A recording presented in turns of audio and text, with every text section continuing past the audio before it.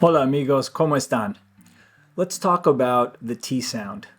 When I was in college and I was speaking Spanish with my Latino friends, I remember one day I was saying, you have, tú tienes, and as part of the conversation. And my friend said to me, thankfully, he had the nerve to say to me, Marcos, no, tú tienes, it's tú tienes.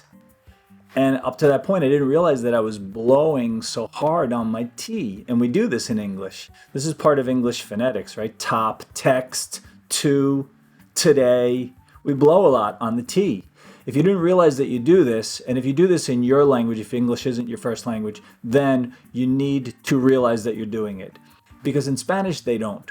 When a word starts with T, or if there's a T in the middle of the word, there's no air coming out of the mouth really when they make that T sound. And that's really hard if you've never thought about it before, and you're probably doing it, and it's adding to your accent. It's making your accent stronger when you speak Spanish, and we want to reduce our accents.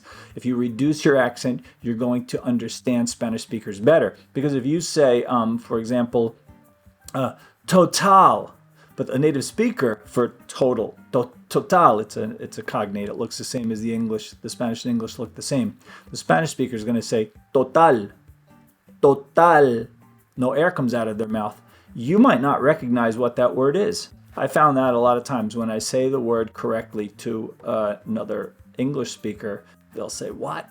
When I exaggerate the T as in English, if I say total, then they'll say, oh, now I get it, I understand. But that's not how you're ever going to hear it by a native speaker. So how can you control this?